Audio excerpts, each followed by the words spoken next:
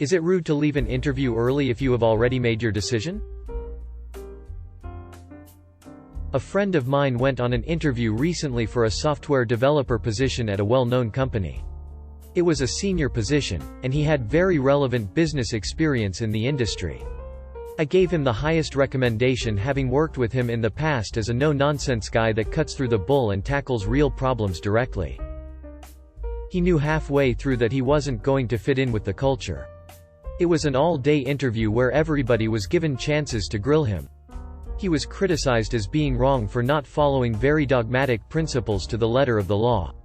He was also concerned that nobody really seemed to care much about his relevant business experience and really only judged him intensely on his programming skills, which he felt was only one aspect of his software development experience. It was an open floor plan where everybody wore jeans, t-shirts and sandals. The vast majority were in their early 20s, with the oldest person and lead developer being 30. They expected him to be involved in side projects and code for fun when he wasn't in the office. At one point when he was asked to move to another conference room, he decided he had enough and said that he was done with the interview and wanted to leave. The room was apparently shocked and dismayed. He politely asked where the elevator was, at which point somebody snapped the answer at him pretty harshly. He could feel sudden hostility from everybody in the room at the time. When he went to leave, the lead jumped into the elevator with him and asked him why he didn't want to continue, and he had said that he felt he was inherently at odds with the culture there and that he wouldn't fit in well. The lead apparently acted completely incredulous to the concept that any developer wouldn't be happy at this environment. I am confused by this because a while ago I had left an interview early as well when I was without a doubt certain that I wouldn't fit well, and the interviewers acted in much the same way as my friend described, incredulous and hostile. Is this behavior considered inherently rude on the interviewee's part? If anything, I would guess that you are doing them a favor by not wasting any more of their time than necessary, but maybe I am wrong. It's easy to forget an interview goes two ways. I suspect their reaction was mostly an ego shock, and had very little to do with how polite your friend was or wasn't. Walking out as soon as he saw the dress code and floor plan would have been rude. Once you've spent enough time to see past initial prejudices, in my opinion it is more rude to further waste someone's time. To answer the actual question, it is rude if you don't offer an adequate explanation, but not inherently rude. The normal course of events is that an interviewee stays until the end of the interview. If you break that expectation, it is rude not to explain why. "I'm done with the interview, and I want to leave." Probably not a verbatim quote, but still, isn't very explanatory. Simply giving a reason that doesn't criticize the company or the interviewers is probably sufficient. If a frank explanation would be critical, simply saying that you don't feel it would be a good fit isn't too bad. It would be more polite to recognize that your decision has wasted their efforts, which you can do by thanking them for their time and conveying a degree of regret in your tone, or perhaps explicitly, as in, "I'm so sorry it didn't work out, but I don't think I would be a good fit here, and I don't think it's fair to take up any more of your time." So, it's not inherently rude, but it is inherently awkward and requires special effort not to give offense.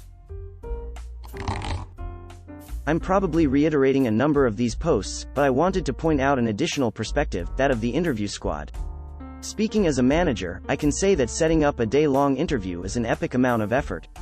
Not what I even consider doing for most cases, because it involves multiple man-days of setup time to review a single candidate. It's warranted in many cases, maybe even this one, but you have to feel very confident going into it that you will have a good return on investment. I understand that a candidate won't want to waste a whole day when they know for certain they won't accept an offer from the company, and leaving the interview and giving everyone on the interview team back the second half of the day is commendable, but keep in mind that a squad of people have blocked off their calendars, and they did it because they thought considering this candidate for the team would be a good use of their time. So, a few thoughts. Least effort, most value. I have yet to hear of a day-long interview cycle that wasn't preceded by at least one, maybe 2 to 3 phone screens or shorter 1 to 2 hour interviews. Several of the issues that are mentioned above could have been raised if they were non-starters, and both the candidate and the interview team could have avoided the interviews. For example, any of these questions are good fodder for any time an interviewer says, "Any questions?" Anything from the Joel test, including the coding your own MVC framework, and the open seating area. Anything that seems like a cultural mismatch, for example, if the interviews have all been asking programming specifics, instead of problem domain questions, then ask the interviewer about why they don't care. I've actually done this and gotten some very helpful responses. Culture in general, can you describe a workday? What are your expectations for of hours a week? What are your training expectations? These questions might unearth some of the other surprises that your friend encountered. You won't hit all of them, there's always more to find out, and no one can really 100% describe the working experience, even in a full-day interview. But you should be able to rule out enough, no I'd never take this job, conditions that you can be fairly sure that a full-day interview won't waste anyone's time. At the interview, give feedback. It sounds like, given the shock of the interviewers, that they were totally surprised that the candidate had become progressively disenchanted with the position. It's always tempting to hide any dismay that you feel when you are going through an interview process. After all, no one wants to seem negative. But several of these cases could be a cause for an honest, concerned response that could lead to a useful conversation. For example, candidate, you're coding your own MVC? That sounds both expensive and risky, what are your reasons for it? At which point, the team may have some very good reasons. It could end up being a fantastic discussion where the candidate knows things the team doesn't know and ends up saving them from a bad decision with some good information. But also there's the fact that along the way the candidate can and should give some level of feedback. Then, if there's a point where there's just too many negatives, the candidate can add them up and say, I'm sorry, but this just isn't what I want. Give them a shot to change your mind. Any situation like this something of a two-way street.